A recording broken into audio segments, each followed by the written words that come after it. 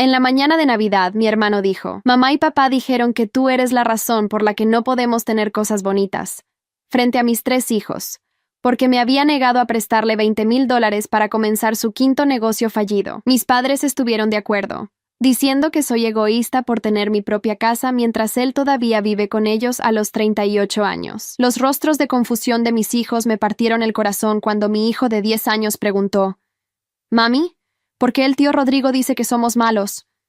Mi padre levantó su copa de vino y declaró, «Porque tu madre olvidó de dónde viene y ahora se cree mejor que nosotros». El silencio que siguió fue ensordecedor. Mis padres y mi hermano me miraban con esa sonrisa satisfecha que conocía tan bien, esperando que me desmoronara como siempre lo había hecho.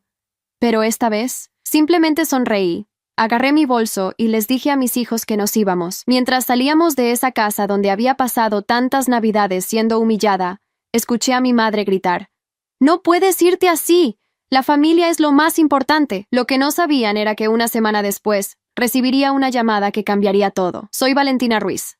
Tengo 35 años, y durante toda mi vida había sido la hija exitosa, que financiaba secretamente las irresponsabilidades de mi familia, enfermera registrada con 2 trabajos, madre soltera de 3 hijos después de que mi esposo muriera en un accidente hace 4 años.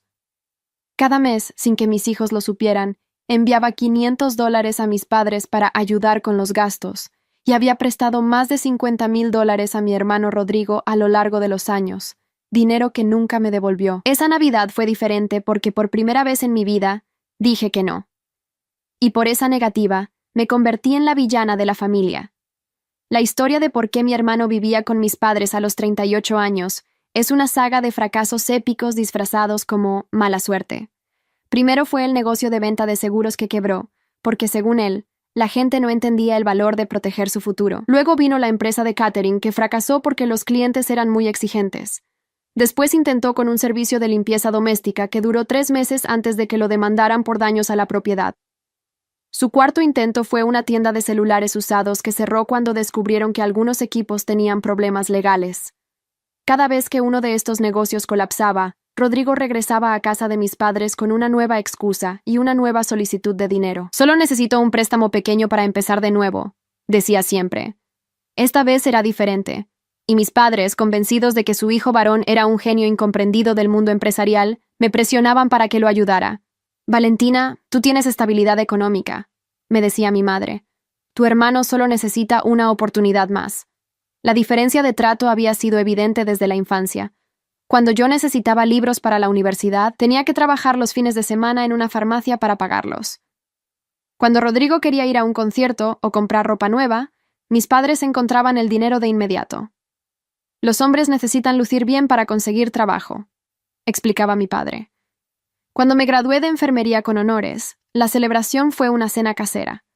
Cuando Rodrigo terminó la preparatoria con calificaciones mediocres, le compraron un auto usado.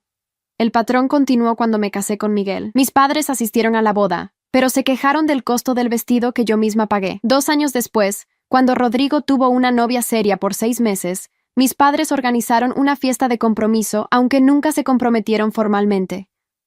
«Queremos que se sienta parte de la familia», explicó mi madre.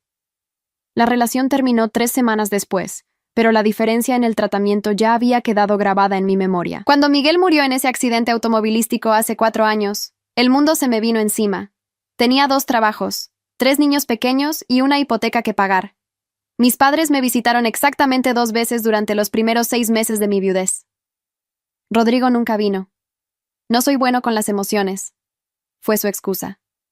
Pero cuando él pasó por su última ruptura amorosa hace 2 años, mis padres lo consolaron durante semanas, mientras yo seguía enviando dinero mensualmente para ayudar con sus gastos emocionales. La gota que derramó el vaso llegó 3 semanas antes de esa Navidad fatídica. Rodrigo había venido a mi casa con una carpeta llena de papeles y una sonrisa de vendedor. «Valentina, tengo la oportunidad de mi vida», anunció mientras se sentaba en mi sala sin ser invitado.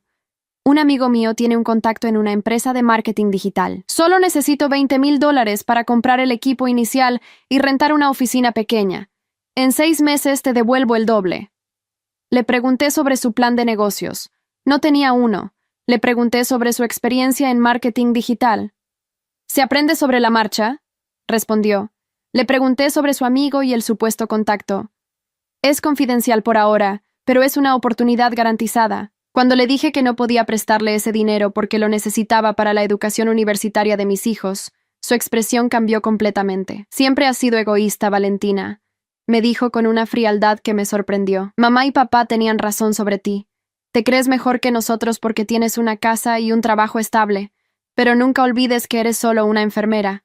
Yo voy a ser empresario exitoso, y cuando eso pase, no vengas a pedirme ayuda. Salió de mi casa dando un portazo que despertó a mi hija menor, quien había estado tomando una siesta. Esa noche llamé a mi madre para contarle lo que había pasado, esperando que ella entendiera mi posición. En lugar de eso, recibí un sermón de 30 minutos sobre la importancia de apoyar a la familia.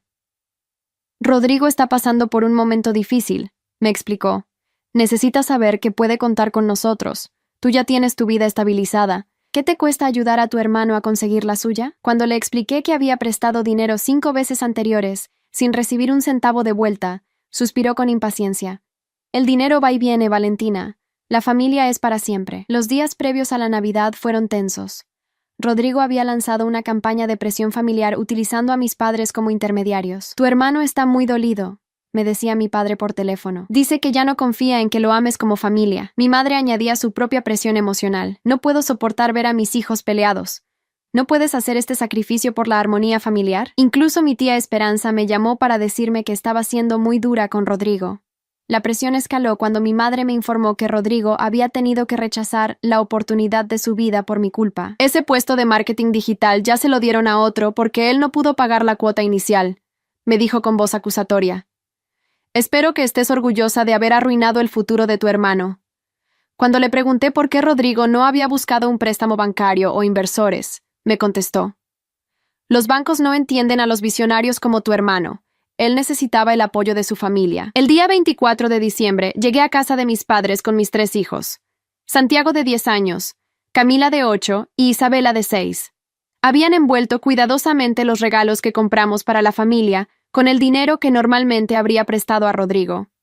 Los niños estaban emocionados de ver a sus abuelos y a su tío, sin saber que yo me había convertido en persona non grata por negarme a financiar otro fracaso empresarial. La tensión era palpable desde el momento en que entramos. Mi padre me saludó con un abrazo frío, mi madre apenas me miró a los ojos, y Rodrigo actuó como si yo fuera invisible. Pero con mis hijos presente, todos mantuvieron una fachada de normalidad familiar. Al menos durante las primeras 2 horas. El problema comenzó cuando Isabela, mi hija menor, le preguntó a su tío Rodrigo por qué no tenía su propia casa como mamá. Era una pregunta inocente de una niña de 6 años, pero Rodrigo la tomó como un ataque personal. Porque tu mamá es egoísta y no ayuda a la familia, respondió mientras yo estaba en la cocina ayudando a mi madre con la cena. Santiago, mi hijo mayor, corrió a contarme lo que había pasado. Regresé a la sala donde Rodrigo estaba explicándoles a mis hijos que algunas personas se vuelven codiciosas cuando tienen dinero. Mis padres estaban sentados escuchando sin intervenir, como si fuera perfectamente apropiado que él hablara así de mí frente a mis hijos. Tío Rodrigo, dijo Camila con su inocencia de 8 años, mamá siempre nos dice que ayudemos a la familia. Su comentario fue la excusa que Rodrigo necesitaba para lanzar su ataque final. Exacto, Camila, respondió con una sonrisa falsa. Pero tu mamá no practica lo que predica. Mamá y papá dijeron que tú eres la razón por la que no podemos tener cosas bonitas. El silencio que siguió fue tan pesado que hasta Isabela dejó de jugar con su muñeca.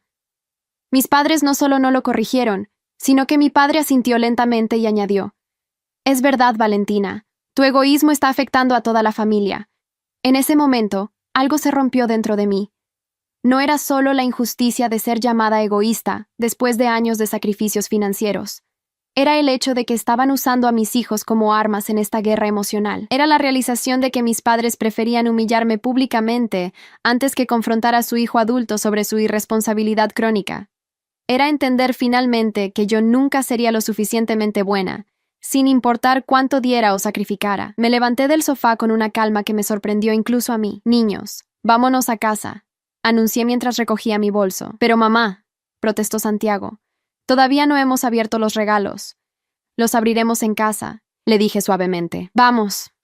Rodrigo se rió con esa risa cruel que había perfeccionado durante años de recibir todo lo que quería sin consecuencias. ¿Vas a huir otra vez, Valentina? Qué típico. Mi madre se puso de pie dramáticamente. No puedes irte así. La familia es lo más importante.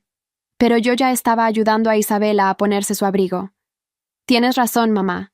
La familia es lo más importante. Es por eso que me voy con la mía. Mientras salíamos, escuché a mi padre gritar.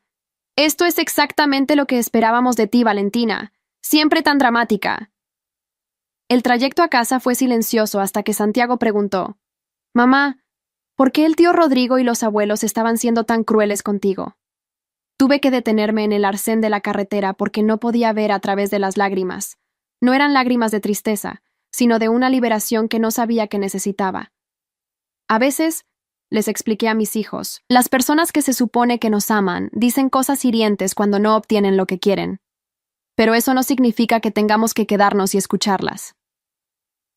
Esa noche, mientras mis hijos abrían sus regalos en nuestra sala acogedora, mi teléfono no paró de sonar. Llamadas de mis padres, mensajes de texto de Rodrigo, incluso mi tía Esperanza tratando de mediar. Todos tenían el mismo mensaje. Yo estaba exagerando, había arruinado la Navidad y necesitaba disculparme con la familia. Apagué el teléfono y disfruté la noche más pacífica que había tenido en años. Lo que no sabía esa noche era que mi decisión de alejarme había puesto en marcha una serie de eventos que revelarían exactamente qué tipo de personas eran realmente mis padres y mi hermano. Una semana después, el 2 de enero, recibí una llamada que cambiaría todo para siempre. Era miércoles por la tarde cuando sonó mi teléfono mientras preparaba el almuerzo para mis hijos. El número en la pantalla era del Banco Nacional, donde tenía mi cuenta de ahorros y la hipoteca de mi casa. ¿Señora Ruiz?, preguntó una voz profesional. Habla María González del Departamento de Fraude. Necesitamos hablar con usted sobre una solicitud de préstamo que se hizo usando su número de seguro social. Mi sangre se heló. Disculpe, yo no he solicitado ningún préstamo. Hubo una pausa antes de que María continuara.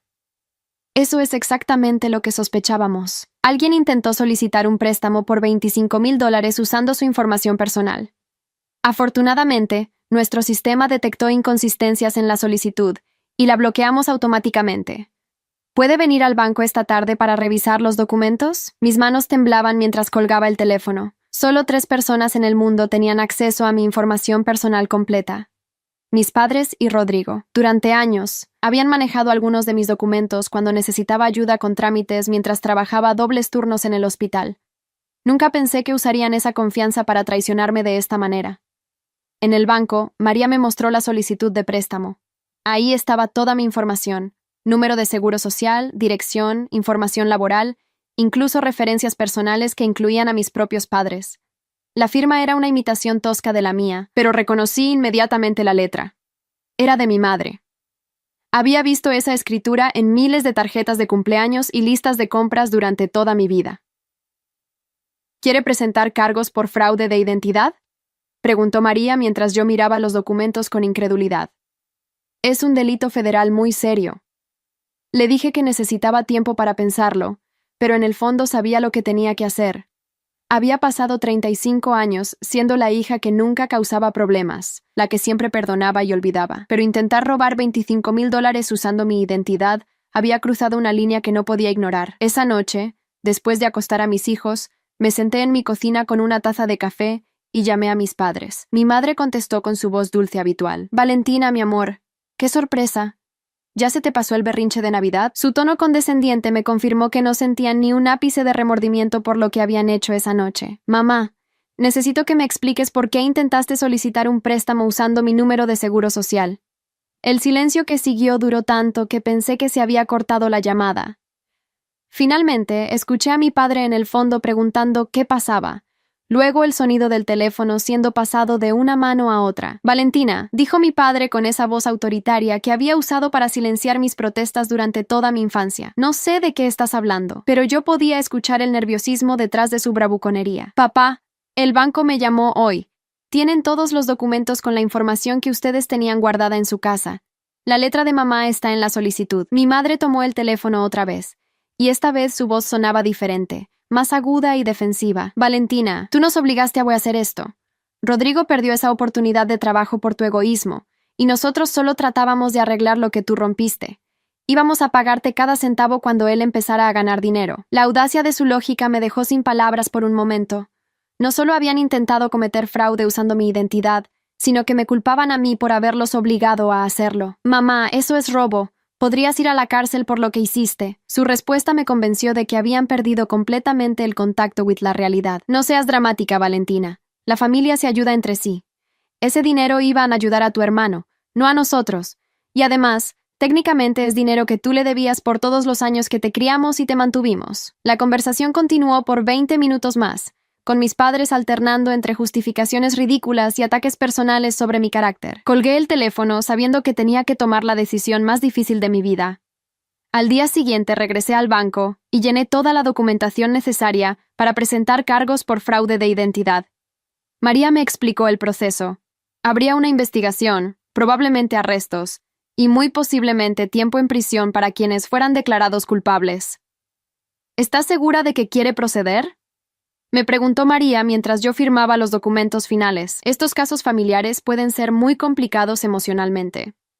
Le expliqué que mis padres habían tenido múltiples oportunidades para admitir su error y disculparse, pero en su lugar habían decidido culparme por sus acciones criminales. 3 días después, recibí una llamada frenética de mi tía Esperanza.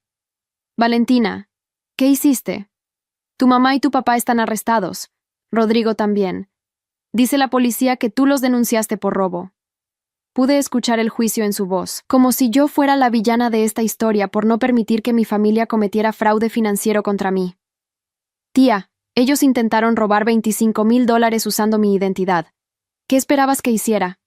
Su respuesta fue típica de la mentalidad familiar que había tolerado durante décadas. Pero son tu familia, Valentina. Las familias resuelven estos problemas en privado. Ahora todo el vecindario sabe que los Ruiz tienen problemas con la ley. Durante los siguientes días, mi teléfono no paró de sonar. Familiares que no había escuchado en años me llamaban para decirme que estaba destruyendo a la familia. Primos que nunca me visitaban cuando Miguel murió, de repente tenían opiniones muy fuertes sobre mi falta de compasión. Incluso algunos vecinos de mis padres me contactaron para expresar su desaprobación. La presión social fue inmensa, pero algo había cambiado en mí después de esa Navidad. Por primera vez en mi vida, me importaba más mi propia dignidad y la seguridad financiera de mis hijos que la aprobación de personas que nunca habían estado realmente ahí para mí. Cada llamada de reproche solo confirmaba que había tomado la decisión correcta. Una semana después del arresto, recibí una visita inesperada. Rodrigo estaba parado en mi puerta con ojeras profundas y ropa arrugada. Valentina, necesitamos hablar, dijo sin su arrogancia habitual. Esto se ha salido de control. Lo invité a pasar, más por curiosidad que por compasión. Mira, sé que las cosas se pusieron feas el día de Navidad. Comenzó mientras se sentaba nerviosamente en mi sofá, pero nunca pensé que llegarías tan lejos. Mamá y papá podrían ir a la cárcel, Valentina. ¿Realmente quieres eso? Su estrategia era típica: minimizar sus acciones mientras me culpaba por las consecuencias. Rodrigo, ustedes intentaron robar $25,000 de mí. No soy yo quien llevó esto tan lejos. Ustedes tomaron esa decisión cuando decidieron cometer un delito federal. Se pasó las manos por el pelo, claramente frustrado de que su manipulación habitual no estuviera funcionando. Está bien. Fue un error, pero puedes retirar los cargos, ¿verdad? La familia del abogado dice que si tú retiras la denuncia, esto podría desaparecer. Ahí estaba la verdadera razón de su visita. No había venido a disculparse o a asumir responsabilidad. Había venido a manipularme para que los salvara de las consecuencias de sus propias acciones.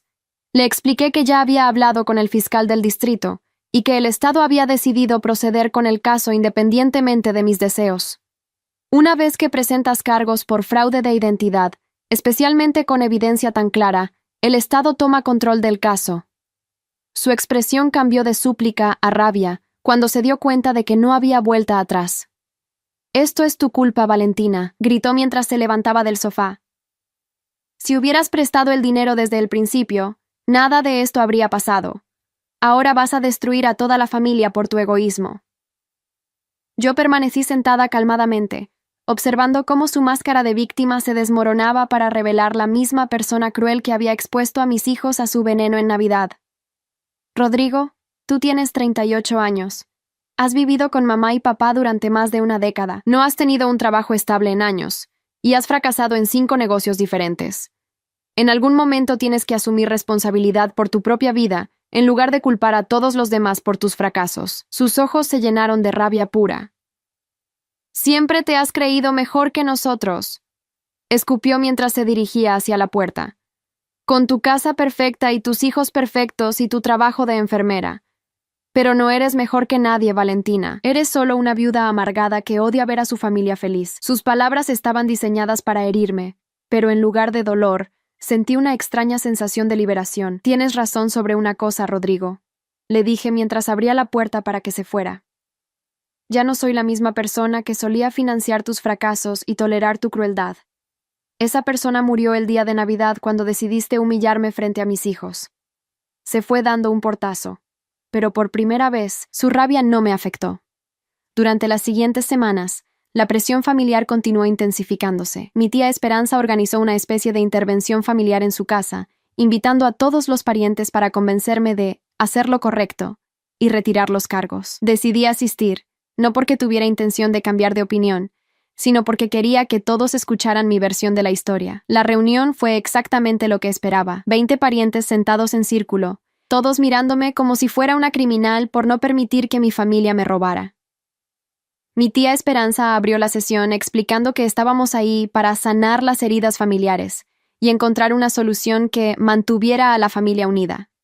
Uno por uno, cada pariente compartió su opinión sobre por qué debería perdonar y olvidar. La sangre es más importante que el dinero, declaró mi tío Roberto. Los padres a veces cometen errores cuando están desesperados por ayudar a sus hijos, añadió mi prima Carmen.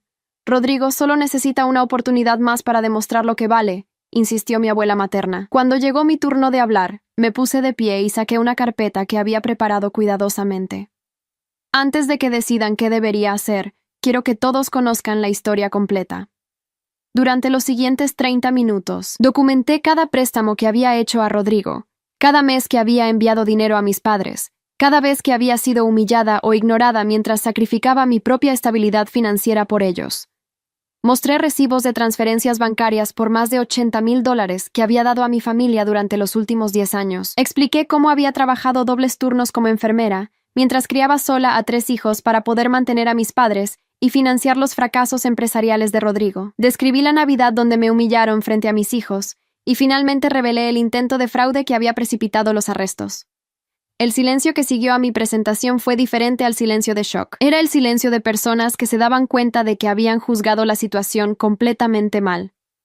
Mi prima Carmen fue la primera en hablar. Valentina, yo no sabía. Nadie nos había contado sobre todos los préstamos y la ayuda financiera. Mi abuela, que había defendido a Rodrigo minutos antes, me miró con ojos tristes. Mija, ¿por qué nunca dijiste nada sobre todo lo que estabas haciendo por ellos? Le expliqué que había intentado mantener la dignidad de mi familia no hablando públicamente sobre su dependencia financiera, pero que esa discreción había sido interpretada como evidencia de que no estaba contribuyendo nada. La reunión terminó de manera muy diferente a como había comenzado. En lugar de presionarme para retirar los cargos, varios familiares expresaron su apoyo por mi decisión de establecer límites. Mi tío Roberto, que había comenzado hablando sobre la importancia de la sangre sobre el dinero, me dijo: Valentina, siento haber juzgado sin conocer todos los hechos. Hiciste más por esa familia de lo que cualquiera tenía derecho a esperar. 3 semanas después, el caso fue a juicio. Mis padres y Rodrigo habían contratado a un abogado que trató de argumentar que habían actuado bajo presión financiera extrema y que su intención era devolver el dinero una vez que Rodrigo tuviera éxito en su nuevo negocio. El fiscal presentó la evidencia meticulosamente, los documentos falsificados, el historial de fracasos empresariales de Rodrigo y el patrón de dependencia financiera hacia mí. El momento más dramático del juicio llegó cuando el abogado defensor trató de pintarme como una hija cruel que había abandonado a su familia en su momento de mayor necesidad. El fiscal respondió llamándome al estrado para testificar sobre la historia financiera real de mi relación con mi familia. Durante 2 horas, presenté evidencia documentada de cada préstamo, cada pago mensual, cada sacrificio que había hecho. Cuando el abogado de la defensa trató de insinuar que yo tenía la obligación moral de apoyar financieramente a mi familia, el juez lo interrumpió. Consejero, esta corte no está aquí para juzgar las obligaciones familiares de la señora Ruiz. Estamos aquí para determinar si los acusados cometieron fraude de identidad. Y la evidencia es abrumadoramente clara de que sí lo hicieron. Mi madre fue condenada a 18 meses de prisión con libertad condicional y 300 horas de servicio comunitario. Mi padre recibió 12 meses de prisión condicional y 200 horas de servicio comunitario. Rodrigo, como instigador principal del plan, fue sentenciado a 2 años de prisión con posibilidad de libertad condicional después de 8 meses. El día de la sentencia, mis padres se me acercaron en el pasillo del juzgado. Mi madre tenía los ojos rojos de llorar y mi padre se veía más viejo de lo que lo recordaba. Valentina, susurró mi madre, nunca quisimos que llegara a esto. Por un momento, pensé que finalmente iban a asumir responsabilidad por sus acciones. Pero entonces mi padre añadió, esperamos que puedas perdonarnos algún día y que podamos volver a ser una familia. Incluso después de ser condenados por fraude, seguían esperando que yo fuera quien diera el primer paso hacia la reconciliación. No habían aprendido nada del proceso. No habían desarrollado ninguna comprensión real de por qué sus acciones estuvieron mal. Papá, mamá, les dije calmadamente, ustedes destruyeron nuestra relación familiar cuando decidieron traicionarme de la manera más fundamental posible. No fue el dinero lo que rompió esta familia. Fue la falta total de respeto y amor genuino por mí y por mis hijos. Se alejaron en silencio, finalmente entendiendo que no habría una reconciliación fácil. Rodrigo me sorprendió al acercarse solo, sin sus abogados o nuestros padres. Valentina, sé que probablemente no signifique nada viniendo de mí, pero tal vez tenías razón sobre algunas cosas. Era la admisión más cercana a una disculpa que había escuchado de él en toda mi vida adulta. ¿Algunas cosas?, le pregunté, genuinamente curiosa sobre hasta dónde llegaba su nueva perspectiva. Bueno, tal vez he dependido demasiado de la familia financieramente, y tal vez no he tratado mis responsabilidades tan seriamente como debería. Era un comienzo, aunque mínimo, de autorreflexión. Pero entonces añadió, pero esto nunca habría pasado si tú hubieras prestado el dinero desde el principio. Todo esto podría haberse evitado. Y ahí estaba la prueba de que fundamentalmente no había cambiado. Incluso después de ser condenado por un delito federal, seguía culpándome por las consecuencias de sus propias decisiones. Rodrigo, tienes 8 meses en prisión para reflexionar sobre esa actitud, le dije mientras recogía mis papeles. Espero que uses ese tiempo sabiamente. Fue la última conversación que tuve con cualquier miembro de mi familia nuclear durante mucho tiempo. Los meses que siguieron al juicio fueron de una tranquilidad que no había experimentado en décadas. Sin la presión constante de las demandas financieras de mi familia, pude concentrarme completamente en mis hijos y en mí misma. Santiago, Camila e Isabela florieron sin la toxicidad de las dinámicas familiares disfuncionales en sus vidas. Por primera vez en años, pude ahorrar dinero para sus futuros universitarios en lugar de financiar las fantasías empresariales de Rodrigo. Reduje mis horas de trabajo de 2 empleos a 1 solo, lo que significó más tiempo para ayudar con la tarea, asistir a recitales escolares, y simplemente estar presente en sus vidas de maneras que antes no podía permitirme. Mis hijos, que inicialmente habían estado confundidos por la ausencia repentina de sus abuelos y tío, gradualmente comenzaron a entender que a veces las personas que se supone que nos aman pueden hacernos daño, y que alejarse de esa toxicidad es un acto de amor propio, no de crueldad familiar. Santiago, mi hijo mayor, me sorprendió una noche cuando me ayudaba a lavar los platos después de la cena. «Mamá, me alegra que ya no tengamos que visitarlos en Navidad», me dijo. Siempre me sentía mal después de estar ahí porque te trataban mal. Era una observación profunda de un niño de 10 años, y me confirmó que había tomado la decisión correcta al proteger a mis hijos de esa influencia tóxica. Camila, mi hija de 8 años, expresó su comprensión de manera diferente. Comenzó a dibujar retratos de nuestra familia pequeña. Ella, Santiago, Isabela y yo, siempre sonriendo, siempre juntos. Cuando le pregunté por qué nunca incluía a sus abuelos o tío en estos dibujos familiares, me dijo, «Porque las familias se supone que se hacen sentir seguras y felices, ¿verdad, mami?» Isabela, siendo la menor a los 6 años, se adaptó más rápidamente que todos. Un día me encontró mirando una foto vieja de una reunión familiar y me preguntó, «¿Extrañas a los abuelos, mami?» Cuando le dije que a veces sí, me respondió con la sabiduría simple de la infancia. «Está bien extrañar a las personas, pero no está bien dejar que las personas malas te hagan sentir mal». 8 meses después del juicio, Rodrigo fue liberado de prisión con libertad condicional.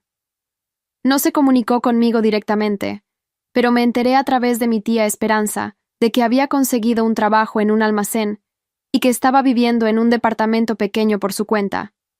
Aparentemente, la experiencia carcelaria había sido suficientemente desagradable como para motivar algunos cambios reales en su comportamiento. Mis padres completaron sus sentencias de servicio comunitario y libertad condicional sin incidentes, pero el costo social de sus acciones fue severo. Varios vecinos y amigos de la iglesia se distanciaron de ellos después de que la historia del fraude se hizo pública. La reputación que habían construido durante décadas como buenas personas de familia se evaporó cuando la verdad sobre su tratamiento hacia mí se hizo conocida. Un año después del juicio, recibí una carta de mi madre.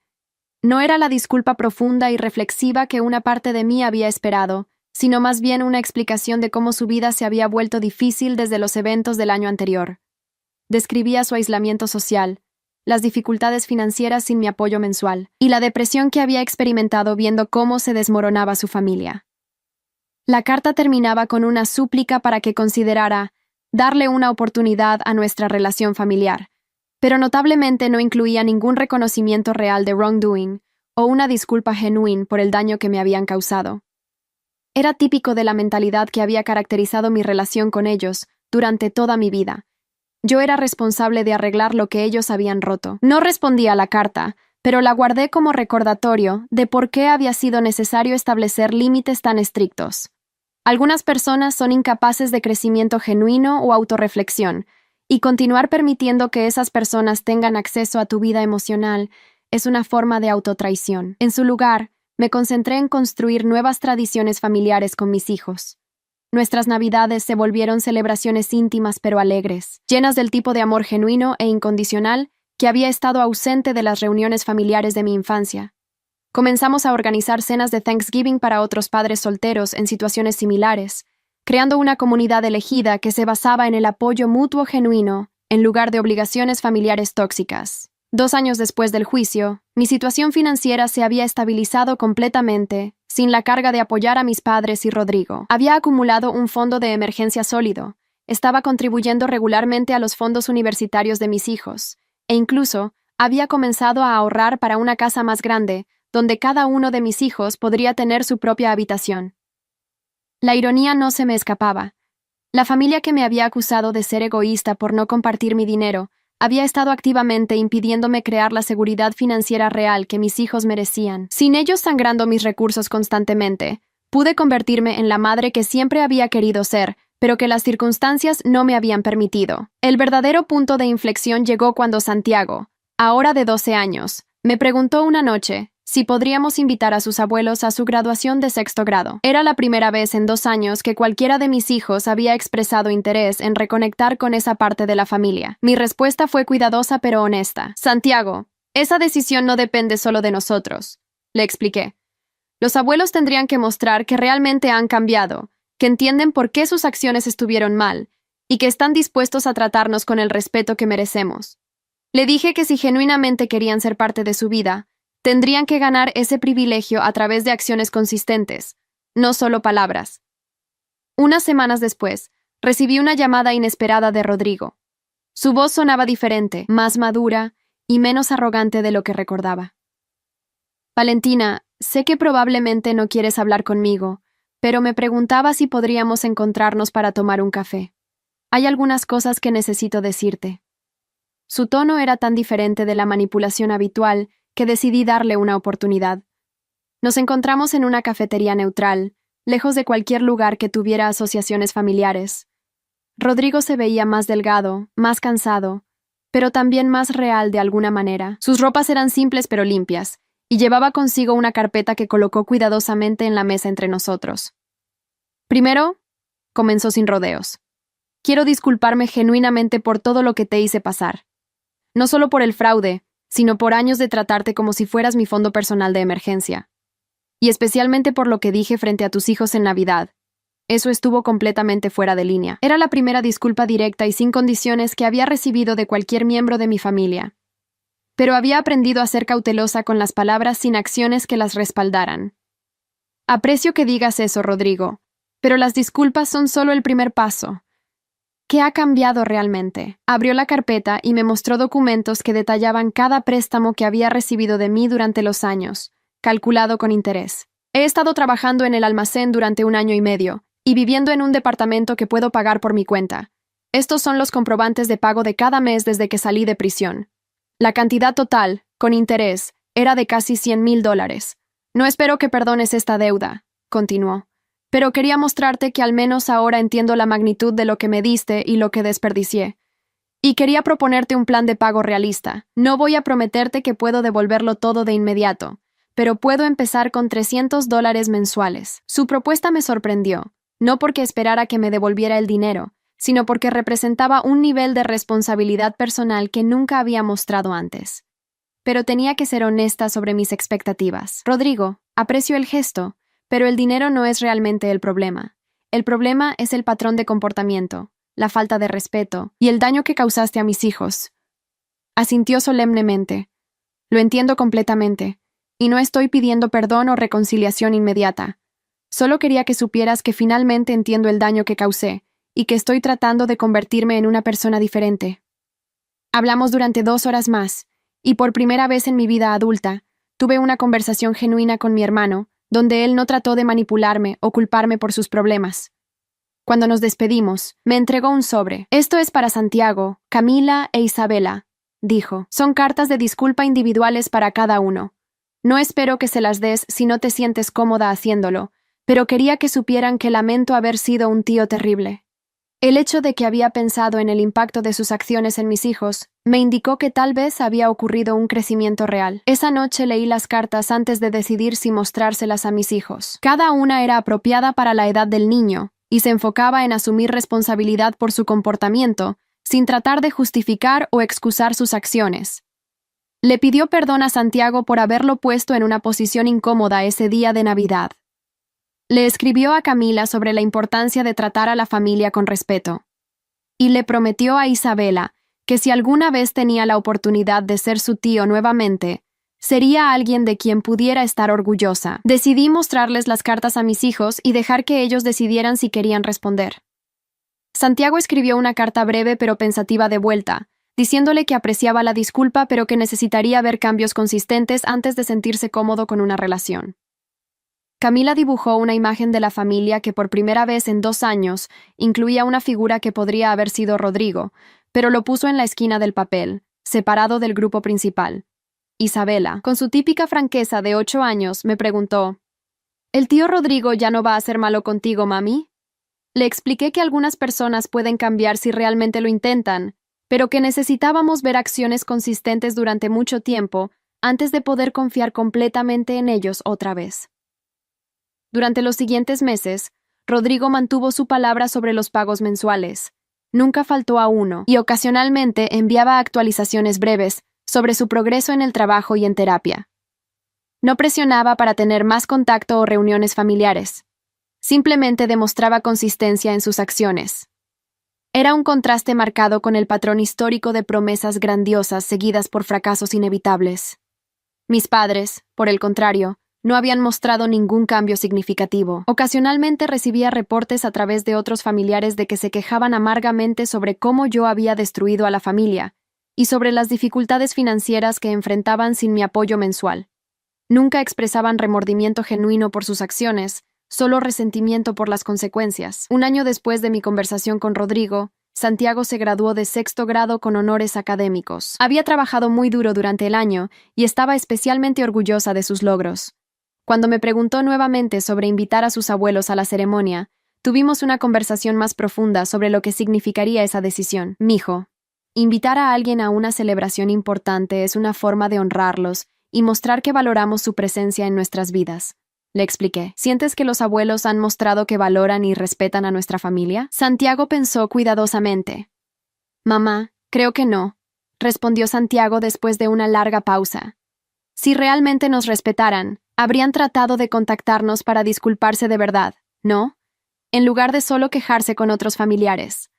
Su madurez emocional a los 12 años me sorprendió y me llenó de orgullo.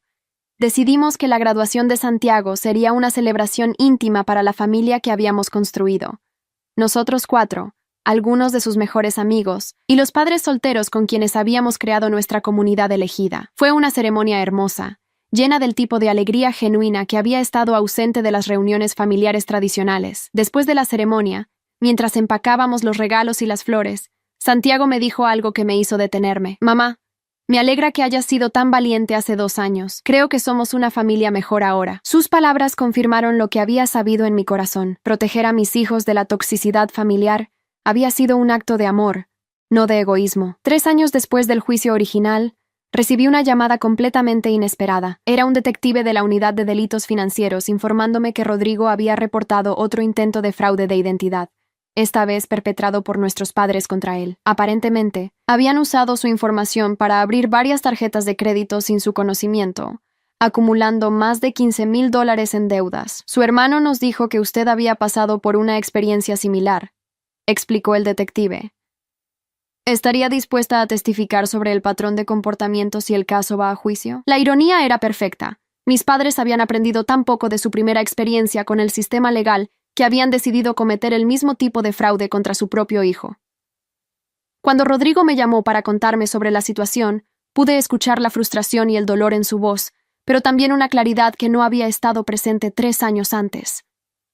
Valentina, ahora entiendo completamente lo que sentiste cuando descubriste lo que te habían hecho, me dijo. La traición es indescriptible. ¿Vas a proceder con los cargos? Le pregunté, genuinamente curiosa sobre si había desarrollado la fortaleza emocional para enfrentar a nuestros padres como yo había tenido que hacer. Su respuesta me confirmó que había ocurrido un crecimiento real. Sí. Me tomó 3 años entender que permitir este comportamiento no los ayuda, solo los habilita para lastimar a más gente. El segundo juicio fue aún más devastador que el primero. Mis padres, ahora en sus 70, se veían frágiles y confundidos en el banquillo de los acusados. Su abogado trató de argumentar que la edad avanzada y el estrés financiero habían nublado su juicio, pero el fiscal presentó un caso convincente sobre un patrón establecido de fraude familiar. Cuando testifiqué sobre mi experiencia previa, describí no solo los eventos específicos del fraude, sino el patrón más amplio de manipulación financiera y emocional que había caracterizado mi relación con ellos durante décadas. El juez escuchó atentamente, ocasionalmente haciendo preguntas que demostraban que entendía la naturaleza sistemática del abuso. Esta vez, las sentencias fueron más severas debido a la naturaleza de reincidencia. Mi padre recibió 2 años de prisión efectiva, y mi madre recibió 18 meses. El juez explicó que la decisión de cometer el mismo tipo de fraude, después de haber sido condenados previamente, demostraba una falta total de remordimiento o capacidad de rehabilitación. Durante el proceso de sentencia, mis padres finalmente se dirigieron directamente a mí por primera vez en 3 años. Mi madre, llorando, dijo: «Valentina, por favor, somos viejos. No podemos ir a la cárcel real. Perdónanos como una buena hija cristiana debería hacer». Incluso en ese momento, trataba de manipularme usando la culpa religiosa y familiar. Mi respuesta fue tranquila pero firme. Mamá, papá, han tenido múltiples oportunidades durante 3 años para contactarme, disculparse genuinamente y mostrar que han cambiado. En lugar de eso, eligieron cometer el mismo crimen contra Rodrigo. Estas son las consecuencias de sus propias decisiones, no de mi falta de perdón. Después del juicio, Rodrigo y yo fuimos a cenar juntos por primera vez desde que éramos adolescentes. La conversación fue surreal. 2 hermanos de mediana edad discutiendo cómo proceder con padres que habían demostrado ser incapaces de comportarse como adultos responsables. ¿Crees que alguna vez cambiarán realmente?, me preguntó mientras pagaba la cuenta. Un gesto que notó era pequeño, pero significativo viniendo de alguien que históricamente esperaba que otros pagaran por él. Honestamente no, respondí. Pero eso ya no es mi responsabilidad. Mi responsabilidad es proteger a mis hijos y construir la vida que merecemos. Rodrigo asintió lentamente. He estado en terapia durante 2 años tratando de entender por qué me tomó tanto tiempo crecer. Mi terapeuta dice que algunos sistemas familiares realmente funcionan manteniendo a ciertas personas en roles infantiles. Creo que eso es lo que nos pasó a ambos, solo que tú te liberaste primero. Durante los siguientes meses, mientras nuestros padres cumplían sus sentencias de prisión, Rodrigo y yo desarrollamos una relación cuidadosa pero genuina. No era la relación fraternal estrecha que quizás habríamos tenido en una familia funcional, pero era basada en respeto mutuo y crecimiento personal genuino. Él continuó haciendo sus pagos mensuales religiosamente, incluso aumentando la cantidad cuando recibió una promoción en el trabajo. Más importante aún, desarrolló una relación tentativa pero apropiada con mis hijos, siempre respetando mis límites y nunca presionando por más contacto del que yo consideraba apropiado. Santiago, ahora en 9º grado, escribió un ensayo para la escuela sobre una decisión difícil que cambió mi familia para mejor. Escribió sobre la noche de Navidad cuando decidí que ya no toleraríamos el abuso, y cómo esa decisión eventualmente llevó a una familia más pequeña pero más saludable. Su maestra me contactó para decirme que había sido el ensayo más maduro y reflexivo que había leído de un estudiante de su edad. Camila, ahora de 11 años, se había convertido en una niña segura de sí misma, que no tenía miedo de establecer límites con sus compañeros cuando la trataban irresponsablemente. «Aprendí de ti, mamá», me dijo una noche después de contarme cómo había confrontado a una amiga que había estado tomando sus útiles escolares sin pedir permiso. A veces tienes que defenderte, incluso si otras personas no lo entienden. Isabela, a los 9 años, había desarrollado un sentido fuerte de justicia y equidad que se manifestaba en su manera de interactuar con otros niños. Sus maestros comentaron que era una líder natural que defendía a los niños más tímidos cuando otros los molestaban. Cuando le pregunté dónde había aprendido a hacer eso, me dijo, «De cuando defendiste a nuestra familia de las personas que estaban siendo malas con nosotros». 4 años después del primer juicio, recibí una carta de mi madre desde la prisión. Esta vez, el tono era completamente diferente. No había justificaciones, no había intentos de culparme por sus circunstancias, no había súplicas para que arreglara su situación. Era simplemente una admisión directa de culpa y una disculpa sin condiciones. «Valentina», escribió, «he tenido mucho tiempo para pensar sobre todos los años que te traté mal, y especialmente sobre cómo te traicioné cuando intenté robar dinero usando tu identidad. No hay excusa para lo que hice. No hay justificación. Fui una madre terrible, y merezco estar aquí. No estoy escribiendo para pedirte perdón o reconciliación. Solo quería que supieras que finalmente entiendo lo que te hice, y lamento profundamente el dolor que causé». La carta continuaba con detalles específicos sobre comportamientos que nunca había reconocido antes. Cómo había favorecido consistentemente a Rodrigo. Cómo había minimizado mis logros. Cómo había permitido que él me tratara como un banco personal. Y cómo había usado mi amor por la familia para manipularme emocionalmente durante años. «Entiendo si nunca puedes perdonarme», terminaba la carta. «Entiendo si mis nietos nunca quieren conocerme. He destruido esta familia con mi egoísmo y mi incapacidad para ver lo valiosa que eres. Solo quería que supieras que ahora veo la verdad, incluso si es demasiado tarde para cambiar las cosas». Leí la carta varias veces antes de decidir qué hacer con ella. Era la primera vez en mi vida que mi madre había asumido responsabilidad completa por su comportamiento, sin tratar de desviar la culpa o minimizar el daño. Pero también sabía que las palabras eran fáciles de escribir desde una celda de prisión, y que el verdadero test vendría si alguna vez era liberada. Decidí responder con una carta breve. «Mamá, aprecio tu honestidad y tu disposición a finalmente asumir responsabilidad por tus acciones. El perdón es un proceso largo que requiere más que palabras. Requiere cambios consistentes en el comportamiento a lo largo del tiempo. Si genuinamente has cambiado, el tiempo lo demostrará». 6 meses después, recibí una carta similar de mi padre, igualmente contrita y libre de las justificaciones que habían caracterizado todas nuestras interacciones previas. Respondí de la misma manera, reconociendo su aparente crecimiento, mientras mantenía límites claros sobre lo que se necesitaría para cualquier tipo de reconciliación futura. Cuando mis padres fueron liberados después de cumplir sus sentencias completas, no intentaron contactarme inmediatamente. En su lugar, se mudaron a un pequeño apartamento de bajos ingresos y comenzaron a reconstruir sus vidas de manera independiente. A través de otros familiares, me enteré de que mi padre había conseguido un trabajo de medio tiempo como conserje y mi madre estaba haciendo trabajo voluntario en un centro de personas mayores. Rodrigo me informó que nuestros padres le habían pedido reunirse con él para disculparse por el fraude más reciente, pero que no habían presionado para obtener perdón o reconciliación inmediata. «Es extraño», me dijo. «Por primera vez en mi vida, realmente parecen entender que tienen que ganarse el derecho de estar en nuestras vidas».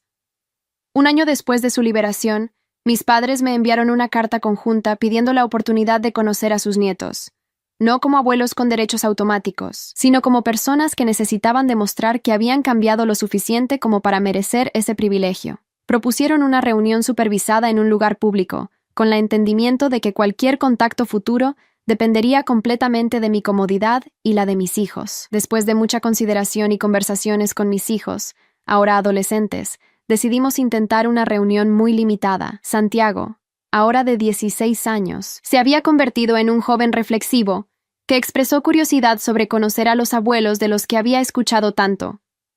Camila, de 14, era más escéptica, pero dijo que estaba dispuesta a darles una oportunidad muy pequeña.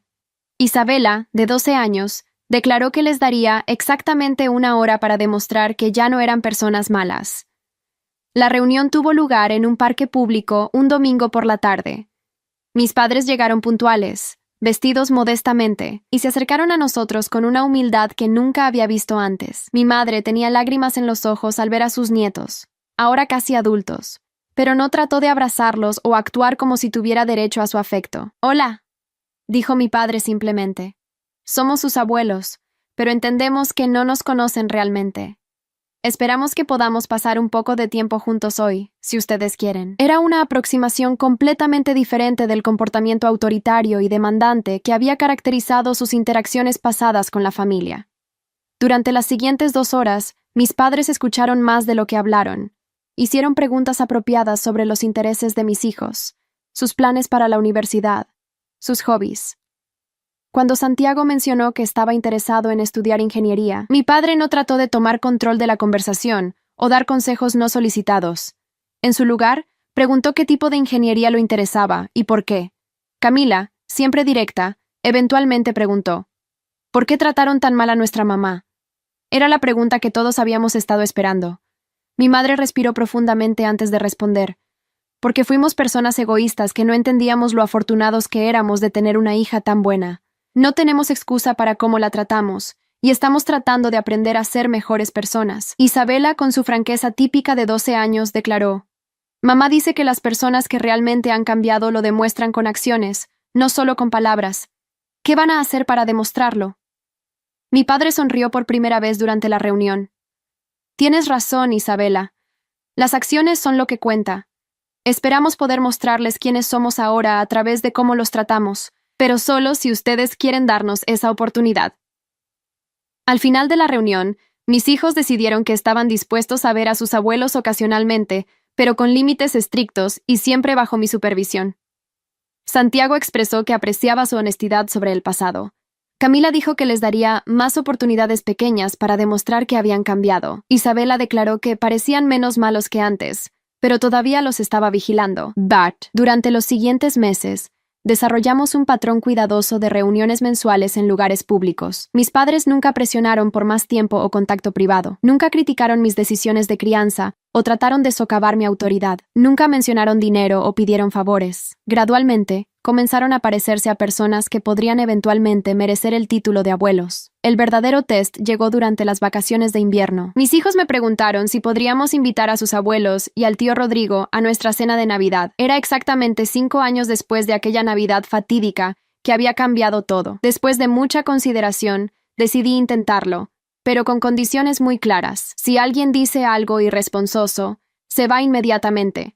Les expliqué a todos antes de la cena: esta es nuestra casa, estas son nuestras reglas, y la tranquilidad de mis hijos es mi prioridad número 1. Todos estuvieron de acuerdo, incluidos mis padres, que parecían genuinamente agradecidos por la oportunidad. La cena fue tranquila, respetuosa y sorprendentemente agradable. Mis padres trajeron regalos modestos que habían claramente elegido con cuidado, pensando en los intereses individuales de cada niño. Rodrigo ayudó con la cocina sin que se lo pidiera y se involucró apropiadamente en conversaciones sobre la escuela y los planes futuros de mis hijos. Lo más significativo fue lo que no pasó. No hubo demandas financieras, no hubo comentarios sobre cómo yo criaba a mis hijos, no hubo intentos de hacer que la velada girara en torno a los problemas de Rodrigo, no hubo manipulación emocional de ningún tipo. Por primera vez en mi vida adulta, tuve una reunión familiar que se sintió realmente familiar. Esa noche, después de que todos se habían ido, Santiago me dijo: «Mamá, me alegra que les hayas dado otra oportunidad, pero también me alegra que nos hayas protegido durante todos esos años, cuando no eran personas seguras para nosotros».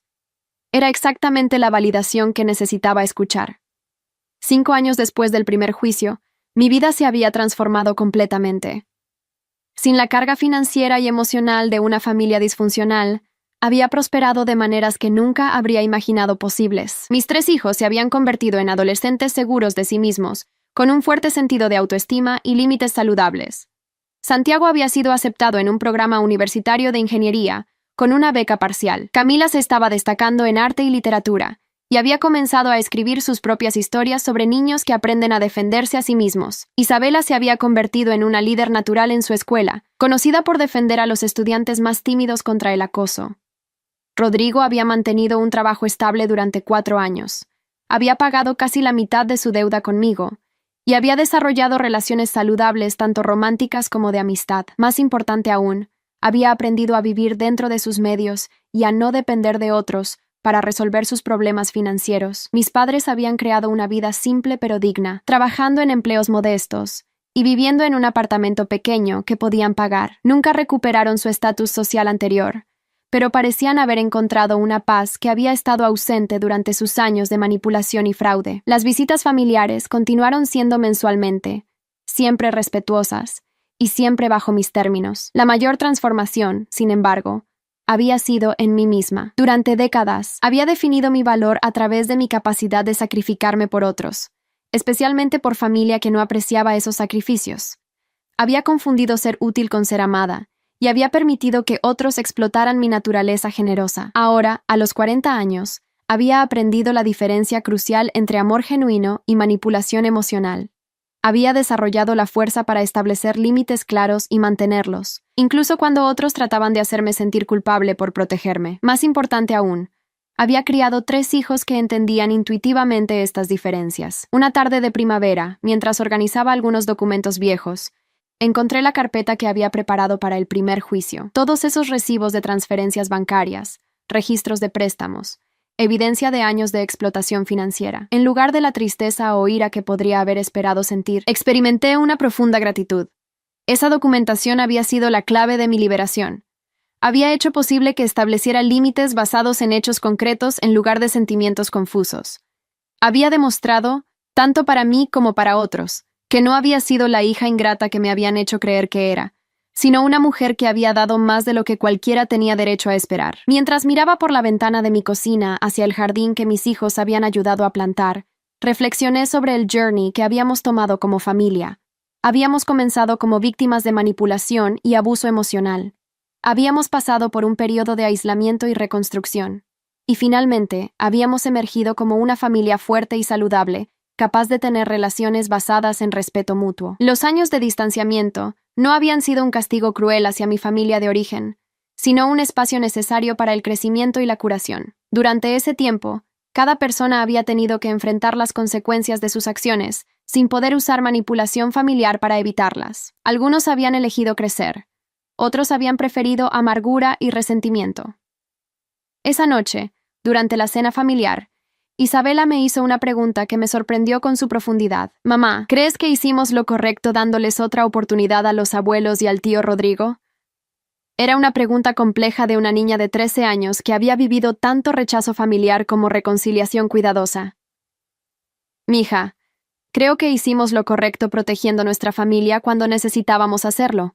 Y creo que estamos haciendo lo correcto ahora, dando oportunidades cuidadosas a personas que han demostrado cambio real. Le respondí, pero lo más importante es que aprendimos que el amor verdadero requiere respeto, y que tenemos el derecho y la responsabilidad de protegernos de personas que no nos tratan bien. Santiago, ahora de 17 años y próximo a graduarse, añadió su propia perspectiva. Creo que lo más importante que aprendimos es que la familia no es solo sobre la sangre, es sobre las personas que realmente te aman y te apoyan. Y a veces tienes que crear esa familia por ti mismo. Camila, de 15 años, contribuyó con su característica sabiduría. Y aprendimos que está bien decir que no, incluso a la familia, especialmente a la familia. Sus palabras me llenaron de orgullo, sabiendo que había criado hijos que nunca permitirían ser explotados de la manera que yo había sido durante tantos años. Mientras limpiábamos los platos después de la cena, mi mente se dirigió hacia el futuro. Santiago pronto se iría a la universidad, seguido eventualmente por sus hermanas. La casa se sentiría vacía sin sus voces y risa, pero también me emocionaba la idea de ver qué tipo de adultos se convertirían.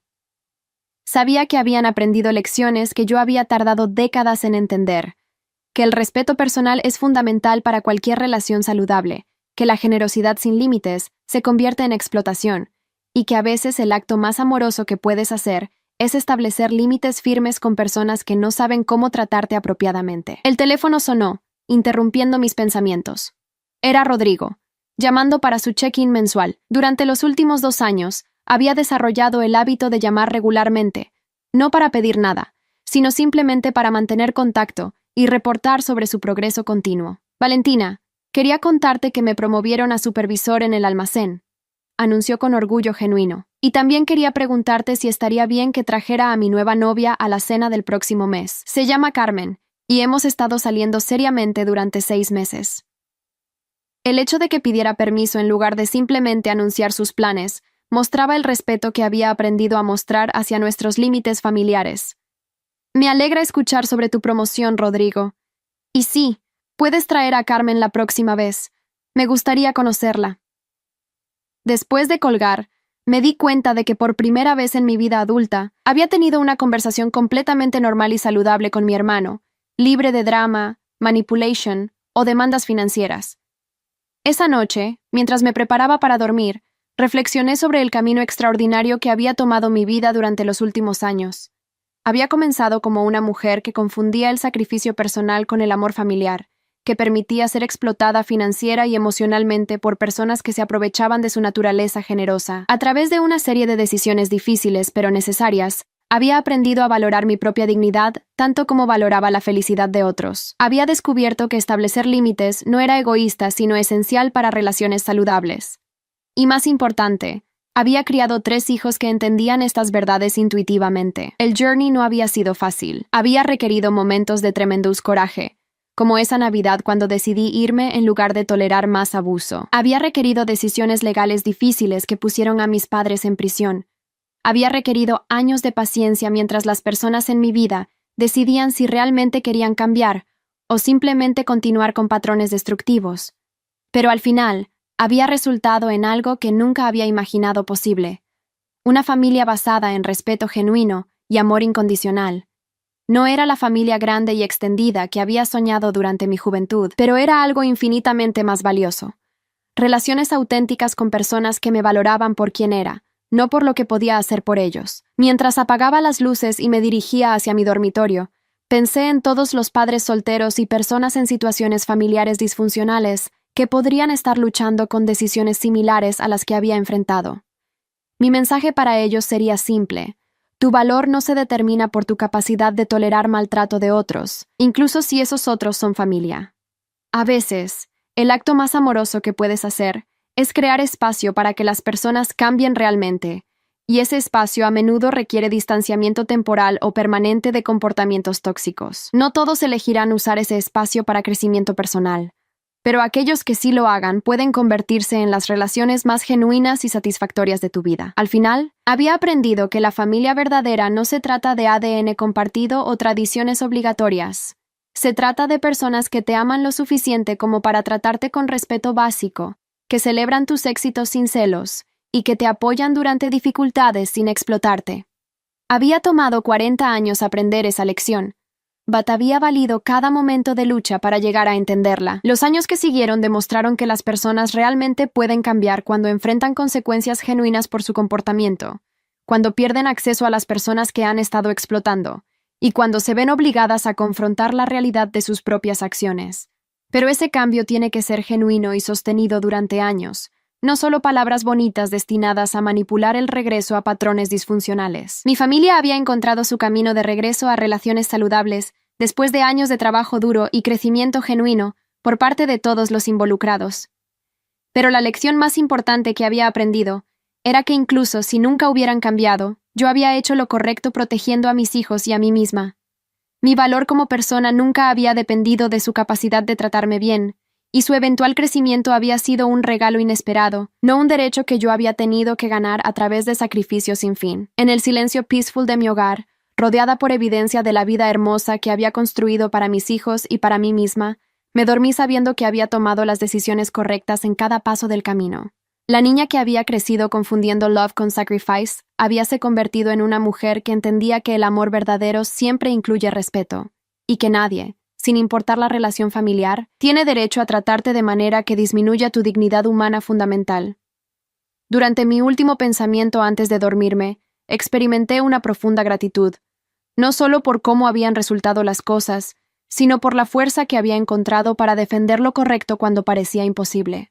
Mis hijos nunca tendrían que aprender esas lecciones de la manera difícil que yo las había aprendido, porque habían crecido viendo ejemplos diarios de lo que significaba valorarse a uno mismo, lo suficiente como para exigir tratamiento respetuoso de todos, incluida la familia.